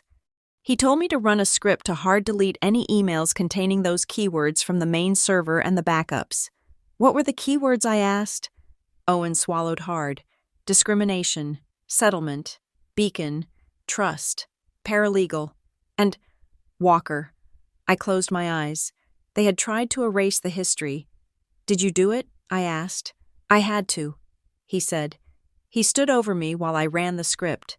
But what I am an archivist. Lucy, he said, a faint spark of pride in his voice. I do not believe in deleting history. I ran the script on the active server, but I kept the metadata logs. I cannot give you the content of the emails. That is gone, but I can give you the proof that they existed. Who sent them? Who received them? And exactly when they were destroyed. He handed me a flash drive. This proves spoliation of evidence, he said. If you sue them, this is the smoking gun. Thank you. Owen, I said. I drove away, the flash drive burning a hole in my pocket. I had the financial fraud. I had the destruction of evidence. I had enough to send Graham Wren to prison, but I still didn't have the whole story. I didn't have the emotional core of it. I needed to know why my father had let it happen, why he had let Graham Wren turn his legacy into a crime scene. I went to my mother's house. I didn't call first. I just walked in. She was in the kitchen, arranging flowers. The normalcy of it made me want to scream. Mom, I said. She dropped a rose. Lucy, you startled me. We need to talk about Graham, I said. She turned away, picking up the flower with shaking hands. I do not want to talk about business. Lucy, it is not business. Mom, I snapped. It is a crime. Graham has been stealing from the firm. He has been abusing employees, and Dad has been letting him do it. She went still. Why, I asked. Why does Dad protect him? Is Graham blackmailing him? Elaine turned around. Her face was crumpling, the mask of the perfect wife finally sliding off. It wasn't blackmail, she whispered. It was us. What do you mean? Years ago, she said, her voice trembling, before you left the firm. There was a letter. From a young woman. She said Graham had cornered her in the archives. She said things, terrible things, and I saw the letter. Elaine said, it was on your father's desk. I read it. I was so scared. Lucy, we were just about to join the country club. The newspapers were writing profiles about Calvin. If a scandal like that came out, if people thought Calvin's partner was a predator, she started to cry. I told him to fix it.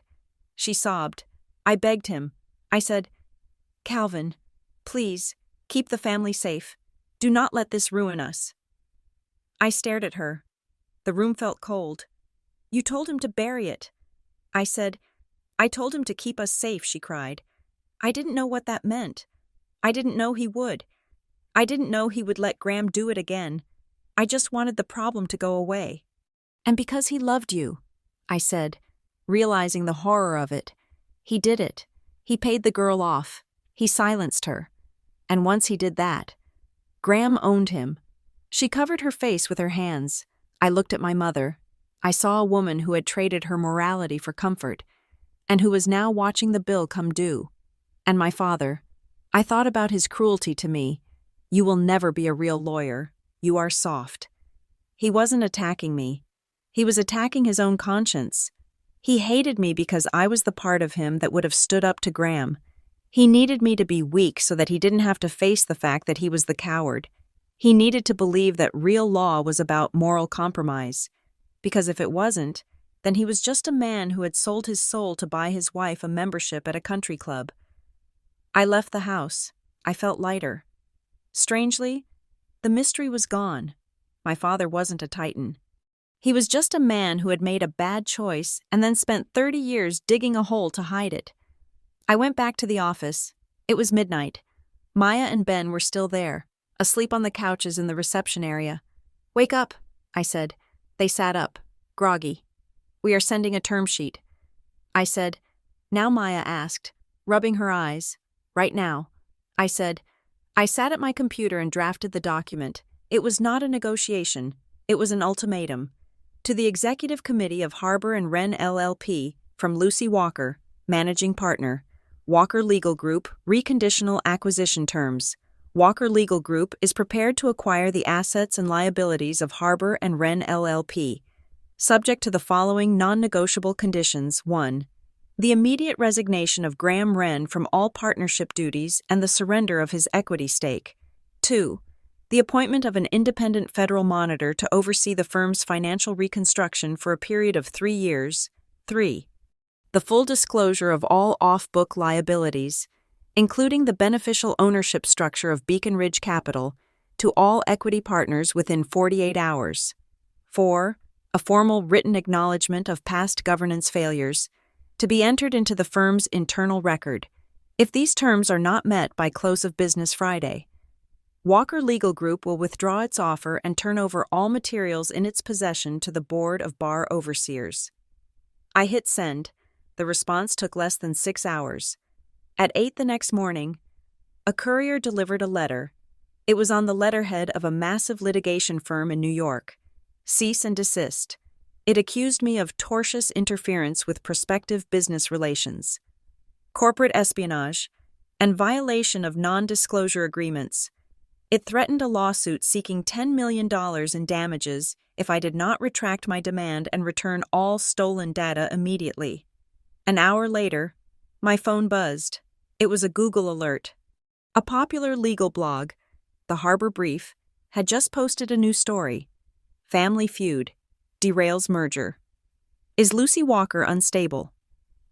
Sources close to the negotiations report that the proposed merger between Harbor and Wren and Walker Legal Group is on the rocks due to the erratic and vindictive behavior of Lucy Walker. Insiders claim Ms. Walker is using the deal to settle a decade-old family grudge against her father, Calvin Walker, threatening to destroy the firm unless personal demands are met. I read the article. It painted me as a woman unhinged by daddy issues. It dismissed my firm as a small-time shop and claimed I was overwhelmed by the complexity of the deal. Maya read it over my shoulder. She was shaking with rage. "They are trying to kill you," she said. "No," I said, watching the comments section fill up with insults. "They are trying to distract me. They are making a lot of noise." "Why?" Ben asked. "To cover the sound of the door closing," I said. I spent the day fielding calls from clients who had seen the article. I had to reassure Sarah, my whistleblower client, that I wasn't having a breakdown. I had to tell the bank that our credit line was secure. I was fighting a war on 2 fronts, the legal front and the reputational front. I stayed late again. The office was quiet. The city lights of Harbor Point twinkled below, indifferent to the chaos in my life. At 11 o'clock, my office phone rang. The landline. Nobody called the landline this late. I picked it up. Walker Legal. There was silence on the other end. Then, a sound I recognized. The ragged, shallow breathing of someone in a panic attack. "Ruth?" I asked. "Lucy," she whispered. Her voice was unrecognizable. It sounded like broken glass. "Ruth, what is happening? I cannot stop it," she said. "I tried. I told Graham it was too much, but he has the files. He has everything. What is he doing?" "Ruth." "He is at the house," she said. "Calvin's house. Right now." My blood ran cold. "Why is he there?" "They drafted a new agreement," Ruth said. "A confession. It admits to the trust account shortfalls. It admits to the mismanagement. It assigns sole responsibility to the managing partner for unauthorized borrowing." She started to sob. "They are going to make Calvin take the fall." "Lucy. Graham told him that if he signs it, the firm survives. He told him it is the only way to save the family name. He told him it is the noble thing to do. He is going to sign a confession for crimes he didn't commit," I asked, gripping the desk, "to protect the man who stole the money." He is confused. Lucy Ruth cried. He doesn't understand the legal language anymore. He just hears, "Save the firm." He trusts Graham. I stood up, grabbing my keys. "If you don't act," Ruth whispered, "he will sign his life away. He will go to prison. Lucy, and Graham will walk away with the money." She hung up. I stood there for 1 second, the dial tone buzzing in my ear. The article called me erratic. It called me vindictive. It said I was acting out a family grudge. They were about to see exactly what a daughter could do when her family was on the line. I ran for the elevator. I wasn't a lawyer anymore. I was the only thing standing between my father and the wolves he had invited in for dinner. The Harrogate Library was a sanctuary of silence, a place where the air smelled of dust and old glue. It was the last place anyone would look for the managing partner of a collapsing law firm. I found Ruth Calder in a reserved study room on the 3rd floor. She was sitting in the dark, illuminated only by the street lamp outside the window. She looked small. The formidable woman who had once terrified associates with a single raised eyebrow was now huddled in her coat, clutching a manila folder as if it were a life preserver. I sat down across from her. I did not say hello. "Let me see it," I said. Ruth slid the folder across the scratched wooden table. Her hands were shaking so badly the paper made a rustling sound against the varnish. "It is a draft," she whispered. "Graham had the lawyers draw it up this morning. They want Calvin to sign it tonight." I opened the document. The title was bold and centered Global Settlement and Resignation Agreement. I began to read. It was a masterpiece of legal fiction. In 20 pages, it constructed a narrative where Calvin Walker, due to declining health and administrative oversight, had solely authorized the irregular transfers from the IOLTA account. It framed the loans from Beacon Ridge not as predatory lending by a partner, but as emergency liquidity measures requested by Calvin without full committee approval. It was a confession, and it was a lie. "If he signs this," I said, my voice low, "he is admitting to disbarbable offenses. He is taking the blame for the theft. He avoids prison," Ruth said, her voice cracking. "That is the deal," Graham promised. "If Calvin takes the fall for the regulatory errors, the firm will not press criminal charges for the mismanagement. They will seal the record. He retires. The firm survives." I looked up at her. "You mean Graham survives?" "Graham keeps the money he siphoned off through Beacon Ridge. And my father retires in disgrace, legally barred from ever speaking about it." Ruth looked down. I tried to stop it. "Lucy, I did. But they have the votes. The executive committee is terrified of the insurance audit. They need a head on a platter." I closed the folder. "Do not let him sign it." I said, "I cannot stop him," Ruth cried, though she kept her voice to a harsh whisper. "He trusts Graham. He thinks he is saving the legacy." "Then stall." I ordered, "Tell Graham that Calvin's estate planning attorney needs to review the tax implications of the resignation. Tell him anything. Just buy me 24 hours. What are you going to do?" "I am going to bring in a second opinion." I said, "I am hiring Dr. Petra Lorne." Ruth's eyes widened. "The Ethics Council." She is nuclear. Lucy, if you bring her in, she will have to report what she finds." "Exactly." I said, "I am not here to bury the truth. Ruth, I am here to perform an autopsy." I left Ruth in the library and drove straight to my office. It was 2 a.m. I called Petra Lorne. She picked up on the second ring. Petra was a former federal prosecutor who now specialized in legal ethics crisis management. She did not sleep. She only waited. "I have a file," I said. "I need you to assess exposure." "Send it," she said. "For the next 6 hours." I prepared for war. I did not treat this as a family tragedy. I treated it as a complex litigation. I taped butcher paper to the conference room walls. On one wall, I mapped the financial flow, the Beacon Ridge loans, the exorbitant interest rates, the transfers to the Cayman accounts. On the second wall, I mapped the governance failures, the lack of committee minutes, the suppressed discrimination complaints, the unauthorized deletions of email archives. On the third wall, I mapped the narrative. This was the hardest part. I had to separate the firm's rot From the father's sin. My father was guilty of cowardice. He was guilty of negligence. But he was not guilty of the theft. I had to prove that he was the weapon, not the shooter. At 8 in the morning. My email pinged. It was a message from a personal Gmail account. The sender name was Gardner74. I opened it. The subject line was blank. The body of the email read, "He isn't the monster they say he is. Please look at the dates." Attached were 12 PDFs. I opened the first one.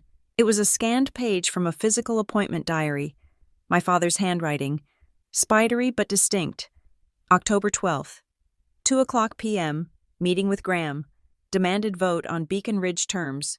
G said no. Quorum not met. I opened the second. November 4th. Called Ruth regarding IOLTA bridge. Told her we need to stop. She said insurance is due. Said we have no choice. I opened the third. It was a printout of an Outlook calendar invite for an emergency partner meeting, sent by Calvin Walker. The status showed canceled by organizer Graham Wren. I sat back. The sender was Marisol Dane, my father's executive assistant for 30 years. She was the woman who sent me birthday cards when my father forgot. She was the gatekeeper. She had kept the receipts. These documents proved that Calvin hadn't unilaterally authorized the fraud. He had tried to stop it. He had tried to call a vote.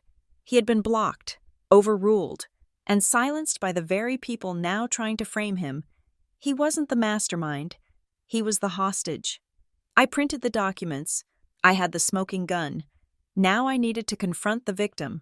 I drove to my parents' house. The morning sun was hitting the white pillars, making them gleam with a deceptive purity. I found my father in his study. He was sitting in his leather armchair, staring at the unlit fireplace. He was wearing his suit, fully dressed at 9 on a Saturday morning, as if he were waiting to be taken away. "Hello, Dad?" I said. He didn't look up. "You shouldn't be here." "Lucy, it is a conflict. The conflict is the least of your problems." I said. I walked over and placed the printouts on the desk in front of him, the calendar entries, the notes. Marisol sent these to me. I said. He looked at the papers. His hand twitched. "She shouldn't have done that. Those are confidential. They are your defense." "Dad," I said, my voice rising, "they prove you tried to stop Graham. They prove you aren't the one who stole the money. Why are you letting them pin this on you?" He finally looked at me. His eyes were red-rimmed and hollow. "Because I am the managing partner," he said, his voice raspy. "It happened on my watch. The captain goes down with the ship. Lucy, that is the code." "That is not a code," I snapped. "That is a suicide pact, and you are the only one dying. Graham isn't going down with the ship. He is looting the cargo hold and getting on a lifeboat with your money. He isn't stealing," Calvin said weakly. "It was creative financing. We were in a hole. He is charging you 40% interest." "Dad," I shouted, "he is funneling the money to a shell company in the Caymans. I have the forensic report. I have the property records."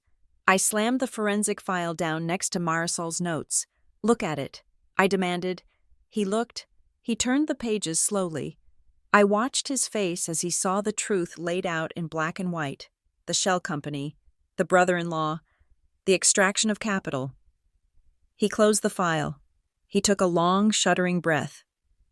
"I didn't know." He whispered, "You didn't want to know."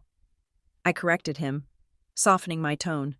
"Because if you knew, you would have had to fight him, and you were afraid."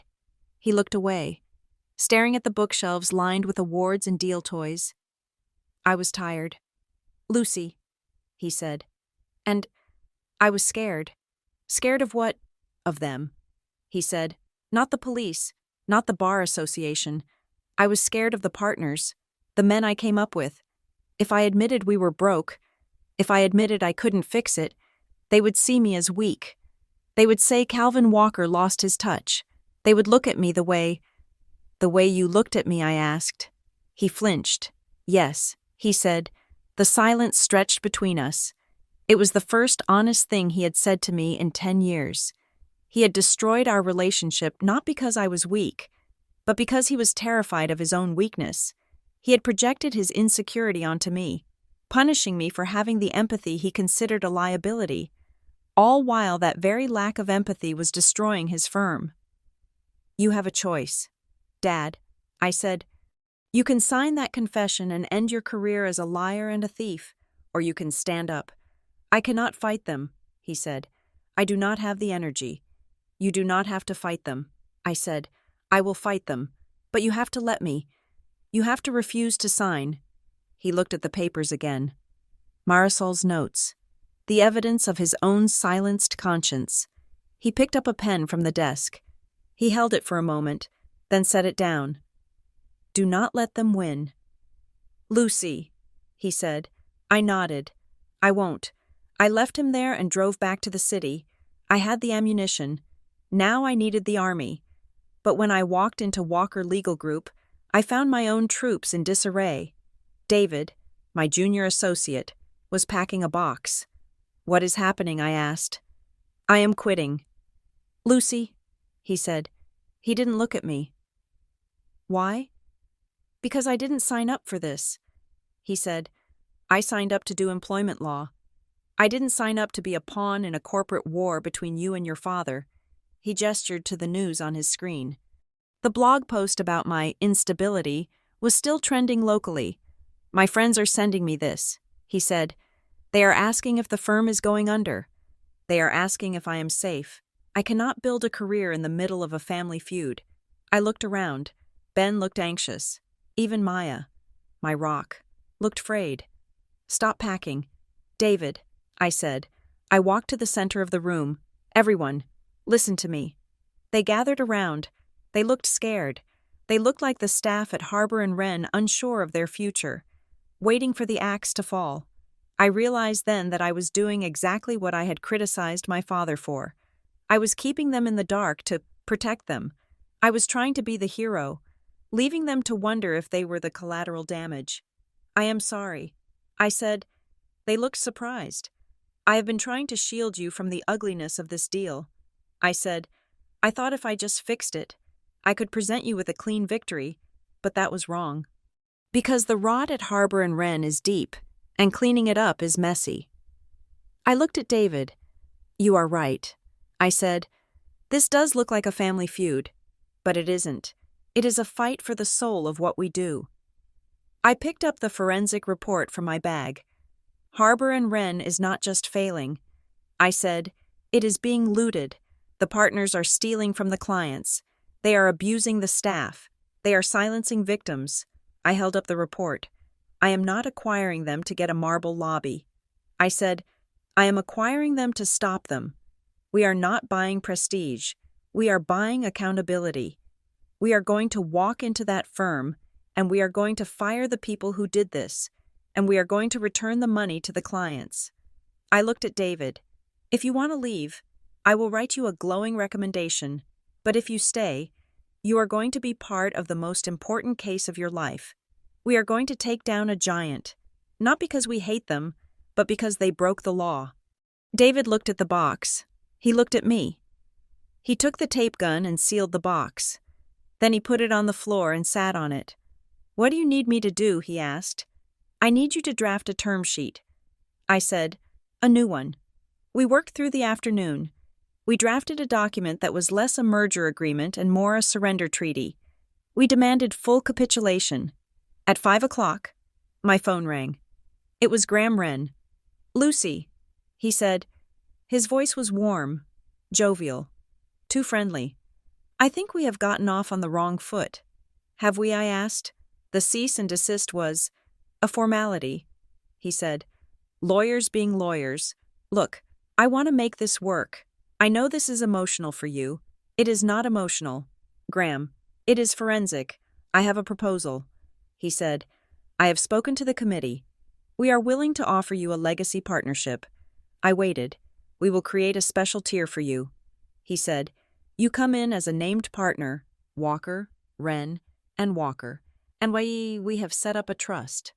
Funded by Calvin's Equity, $2 million. It is yours. A signing bonus. Consider it a retroactive apology for how you were treated years ago." He paused, letting the number hang in the air. And all you have to do," he continued, his voice dropping to a conspiratorial whisper, "is sign the global settlement. We seal the past. We move forward. You get the name. You get the money. You get to be the winner." Lucy, it was bait. It was a bribe wrapped in the language of validation. He was offering me the one thing my father had denied me: status.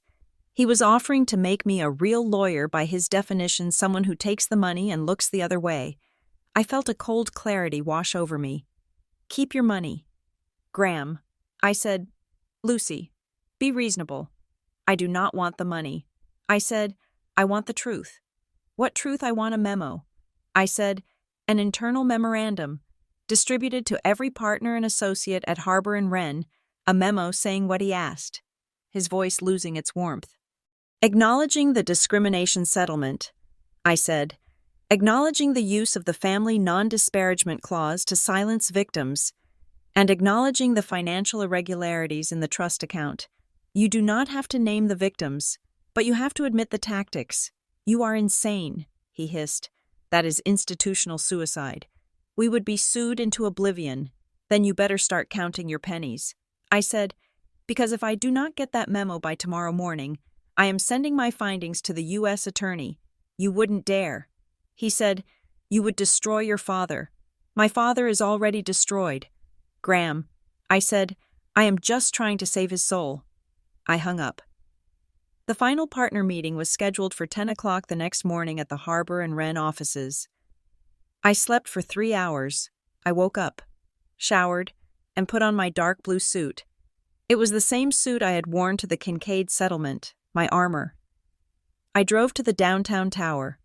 The building loomed over the city, a monolith of glass and steel. I took the elevator to the 42nd floor. The doors opened onto the lobby where I had once waited for my father. A child swinging her legs on a velvet chair, the receptionist, Elena, was there. She looked up at me. Her eyes were wide. "Ms. Walker," she said, "they are waiting for you." "Thank you." "Elena," I said. I walked down the long corridor lined with oil paintings of dead white men. The founders, the history, the weight. I reached the double mahogany doors of the boardroom. I could hear voices inside. Low, angry murmurs. I took a breath. I checked my briefcase. I had the forensic report. I had Marisol's notes. I had the affidavit from Petra Lorne, stating that the proposed settlement was an ethical violation.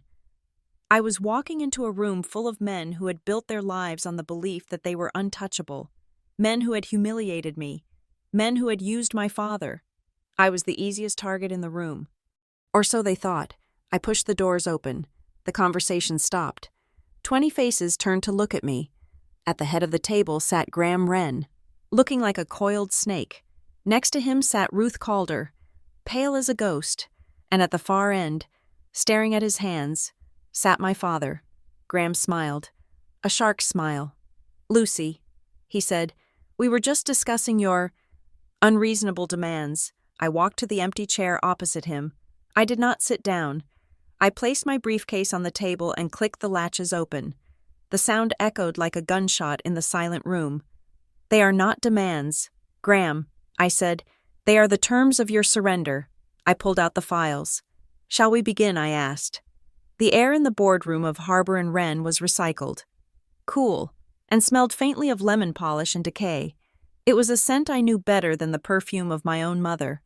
I had spent my childhood waiting in lobbies that smelled like this, believing it was the scent of importance. Now, I knew it was just the smell of a sealed room where nothing fresh was ever allowed to enter. There were 18 people around the table. I knew almost all of them. To my left was Peter Vance, the tax partner who had once patted me on the head at a Christmas party and told me I was too pretty to worry about the tax code. To my right was Simon Lee, the head of litigation, who had watched my father dress me down in the hallway 5 years ago and had simply turned his back to check his emails. They were looking at me now, some with curiosity, some with open hostility, but most with a guarded, reptilian stillness. They knew the firm was bleeding. They knew I was the supposed tourniquet, but they did not know I was holding a scalpel. Graham Wren sat at the head of the table. He looked rested. his tan glowing against the starch of his white collar. He gestured to the empty seat across from him. "Please, Lucy," he said, his voice smooth as aged scotch. "Sit down. We have a lot to get through." I remained standing. I placed my hands on the back of the leather chair, feeling the cool grain of the upholstery. I prefer to stand. "Graham," I said. He chuckled, a sound that invited the room to share in his amusement. "Always the litigator," he said to the room. He turned his gaze back to me, and his eyes hardened just a fraction. "We have reviewed your term sheet, Lucy, and I must say, I admire your ambition. It is quite a wish list." He picked up a piece of paper my demands and held it between two fingers as if it were a soiled napkin. "However," he continued, leaning back, "we feel there is a disconnect. You have built a lovely little practice, Lucy. Truly. Walker Legal Group is a charming boutique, but this is Harbor and Wren. We deal with institutional complexities that, frankly, you may not have exposure to in your current, let us call it, safe space." He paused, letting the insult land. He was doing exactly what my father used to do. He was framing my ethics as naivety. He was framing my size as a failure. He looked at my father, who was staring at the table. "Calvin and I were discussing this morning. Graham said that perhaps your emotions are clouding your commercial judgment. We understand that you have some unresolved feelings about your time here, but Big Law is not a therapy session. Lucy, it is about making hard choices, and frankly, we are worried that you are just too soft to make the cuts that need to be made." The word hung in the air. Soft. My father flinched. He knew that word. He had weaponized it against me for a decade. Now, hearing it in Graham's mouth, used to dismiss the very lifeline the firm needed. He looked physically ill. I looked at the partners. They were nodding slightly. They liked this narrative. It was comfortable. It made them the adults in the room and me the hysterical daughter. I did not raise my voice. I did not frown. I simply unlatched my briefcase. "You are right, Graham," I said, my voice cutting through the murmurs. "Big Law is about facts, so let us look at some." I pulled out the first chart. It was large, printed on heavy stock. I slid it down the center of the long mahogany table. It spun slowly and came to a rest in front of Simon Lee. "This is a flow of funds analysis," I said. Simon looked down, his brow furrowed. I pointed to a red line on the chart. "This line represents a series of secured loans from Beacon Ridge Capital." I explained, "The firm has borrowed $4 million over the last 18 months. The interest rate is 40% annually." The room went quiet. 40% was not a business loan. It was a death sentence. I pulled out the second document. "And this," I said, sliding it toward Peter Vance, "is the beneficial ownership registry for Beacon Ridge Capital. It is a shell company domiciled in the Cayman Islands." Peter picked it up. He was a tax lawyer. He knew how to read a shell structure. "It is a blind trust," Peter said, looking up at me. "Look at the trustee address," I said. Peter squinted. Then his face went pale. He looked at Graham. "Graham," he said, his voice trembling, "this is your brother-in-law's address." Graham Wren did not move. His smile was fixed, frozen in place like a rictus. "That is a coincidence," Graham said lightly. "Many people use that registered agent." I pulled out the third document. The emails Owen Sutter had saved, the metadata showing the deletion of the archives. "It is not a coincidence, Graham," I said. "It is self-dealing. You are lending the firm its own money at usurious rates, stripping the assets, and funneling the interest payments into a tax haven. You are not saving the firm. You are eating it alive." The room erupted. "This is preposterous," one partner shouted. "Is this true?" Simon Lee demanded, standing up. "Graham, answer her." Graham slammed his hand on the table. "Enough," he shouted. "This is a hostile takeover tactic. She is fabricating connections to drive down the price. She is hysterical." I turned to Ruth Calder. She was sitting next to Graham, shrinking into her chair. "Ruth," I said gently. She looked up at me. Her eyes were wet. "Tell them about the IOLTA account. I said. Ruth Graham snapped. Do not say a word. Tell them about the resignation agreement. Ruth, I continued, ignoring him, tell them who is supposed to take the blame for the missing trust funds. Ruth looked at the partners. She looked at Graham, who was glaring at her with pure venom. Then she looked at my father, who was still staring at the table. A broken man. We drafted an agreement. Ruth whispered. Speak up, Simon Lee barked. We drafted a resignation agreement for Calvin. She said, her voice shaking. It states that the trust account shortfalls were due to his sole administrative error. It assigns all liability to him. And are they his errors, I asked. Ruth closed her eyes. A tear tracked through her foundation. No, she whispered. The transfers were authorized by the executive committee to pay the Beacon Ridge loan. We all knew, but we needed a scapegoat. The silence that followed was absolute. It was the silence of a room full of people realizing they were standing in a trap. They looked at Calvin. My father slowly lifted his head. He looked older than I had ever seen him. His skin was gray, his eyes hollow. He looked at Graham. You told me it was to save the firm, Calvin said, his voice raspy. You told me if I signed, the partners would be protected. Graham sneered. His mask was gone now. You are the managing partner. Calvin, Graham shouted. It is your job to protect the firm. You let this happen. You were asleep at the wheel. No. I said. I walked around the table until I was standing behind my father's chair. I placed a hand on his shoulder. He stiffened, but he did not pull away. He wasn't asleep, I said. He was silenced. I pulled out the final document, the memo Marisol Dane had sent me, the calendar entries. I slid it in front of Simon Lee. These are Calvin's personal meeting notes. I said, October, November, January. 3 times he tried to call a vote to audit the Beacon Ridge loan. 3 times the meeting was canceled by the executive committee, by Graham. I looked at the partners. He tried to stop it. I said, he failed, but he didn't steal the money. He was just the distraction while Graham picked your pockets. Graham stood up. His face was purple. Get out, he hissed at me. You have no standing here. This is a private partnership meeting. Get out. I didn't move. I looked down at my father. Dad, I said softly. Calvin looked up at me. There was confusion in his eyes, and fear. But underneath that, there was something else, a flicker of the man he used to be. You have something to say, I said. Calvin griped the arms of his chair. He pushed himself up. He stood shakily. He looked at Graham. Then he looked at the partners who were staring at him with a mix of pity and horror. He cleared his throat. Lucy, he began. He looked at me, and for a second, I thought he was going to defend me. Lucy was never, he stammered. He fell back into the groove of the old record. Lucy. She doesn't understand the pressure.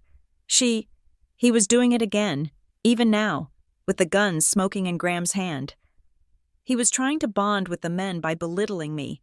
He was trying to prove he was one of them by sacrificing me. I felt a sharp, cold pain in my chest, but I did not let it stop me. I reached past him and picked up the memo, the proof of his innocence, and I held it up. Stop it, Dad, I said. He froze. Stop trying to be one of the boys, I said, my voice ringing in the room. It is over. I turned to the partners. He is trying to tell you that I am not a real lawyer. I said, that has been his favorite line for 10 years, because I do employment law. Because I care about people. Because I am soft. I turned to look my father in the eye.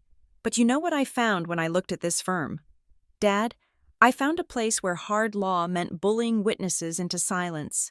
I found a place where tough business meant stealing from your own clients. I pointed to the empty chair at the head of the table. You told me I wasn't cut out for this because I have feelings. I said, but look at you. You let Graham Wren rob this firm blind because you were too afraid to make a scene. You let him abuse your staff because you didn't want to be uncomfortable. I took a step closer to him. The worst thing you did wasn't doubting my talent. Dad, I said, it was using cruelty as a mask for cowardice. You called it professionalism. But it was just fear. You were so afraid of looking weak that you let a predator destroy your legacy. Calvin stared at me. His mouth opened, but no sound came out. The truth hung between us, stripped of all the polite fictions we had maintained for years. He slumped back into his chair. He put his head in his hands. I turned back to the room. Here are my terms, I said. I placed a single sheet of paper on the table. I will not acquire Harbor and Wren. I said, the brand is dead. The liability is toxic. The partners began to murmur, panic rising in their voices. However, I continued. Raising my voice, I am willing to offer employment. I will hire any associate, paralegal, or support staff member who passes an independent review by my team. We will take them into Walker Legal Group. We will protect their jobs. And the partners, Simon Lee asked. I looked at him. I will cooperate with the regulators. I said, I will turn over these forensic files to the Board of Bar Overseers and the District Attorney. If you were not part of the fraud, if you were just negligent, you might keep your license. If you were part of it, I looked at Graham. You will go to prison. You cannot do this, Graham shouted. You are destroying the firm. The firm is already destroyed, Graham, I shouted back, finally letting the anger break through. You destroyed it. I am just calling the coroner. The room was deadly silent. Then, from the back of the room, a voice spoke up. It was Michael Trent, a junior partner in litigation. He was young, ambitious, and currently looking very pale. It was the email. He whispered. We all turned to look at him. What I asked. The bar complaint? He said, looking at the floor. The one against you. The conflict of interest. What about it? Graham made me write it. Michael said. He sent me the draft. He told me to create a burner account and file it. He said we needed to rattle you. He said if you were fighting a bar complaint, you would be too distracted to look at the trust account. I stared at him. The final piece of the puzzle snapped into place. The attack on my license. The threat to my livelihood. It wasn't a random enemy. It wasn't a disgruntled client. It was them. It was the firm I was trying to save. My father lifted his head. He looked at Michael. You filed a bar complaint against my daughter. Calvin whispered. Michael nodded, looking ashamed. Calvin looked at Graham. For the first time in my life, I saw pure, unadulterated hatred in my father's eyes. You went after her license, Calvin asked, his voice shaking. She was a threat. Graham shrugged. It was business. Calvin stood up. He picked up the heavy crystal water pitcher from the center of the table. For a second, I thought he was going to throw it at Graham. Instead, he turned and threw it through the glass wall of the conference room. The crash was deafening. Shards of glass exploded onto the carpet. The water soaked the expensive rug. It wasn't business, Calvin roared. She is my daughter. He collapsed back into the chair, sobbing. I looked at the shattered glass. It was the perfect punctuation mark to the end of Harbor and Wren. I picked up my briefcase.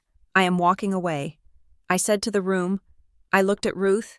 Ruth, send the staff to my office on Monday. The ones who didn't know. The ones who just wanted to do a good job. I will take care of them. And the clients, Simon asked. I will set up a pro bono clinic, I said, to help them file claims against your insurance carrier before the policy lapses. I will help them get their money back. I walked to the door. I paused and looked back at my father. He was weeping, his face buried in his hands, surrounded by the wreckage of the empire he had chosen over me. Goodbye, Dad, I said. I walked out of the boardroom. I walked down the long corridor. Past the portraits of the dead men, I took the elevator down to the lobby. Elena, the receptionist, was standing at her desk. She looked terrified. She had heard the crash. Is it over? She asked. Yes. Elena, I said, it is over. What happens now? Now, I said, handing her my business card. You come work for me. I walked out of the building and into the cold, bright air of Harbor Point. The wind was sharp off the water. It felt clean. I hadn't saved the firm. I hadn't saved my father's reputation. I hadn't gotten the apology I always wanted. But as I walked toward my car, I realized I had something better. I had the truth, I had my integrity, and for the first time in my life, I knew exactly what a real lawyer looked like. She looked like me. Thank you for listening to Lucy Walker's story. It has been a journey through the dark corridors of ambition and the bright, hard light of truth. I hope this story resonated with anyone who has ever had to stand up to a giant, even when that giant was family. Please leave a comment below and let me know where you are listening from. I love seeing how far these stories travel. If you enjoyed this, please subscribe to Revenge Stories for more tales of justice served cold. Share your thoughts in the comments. Would you have walked away, or would you have tried to save the father? I read every single one. Until next time.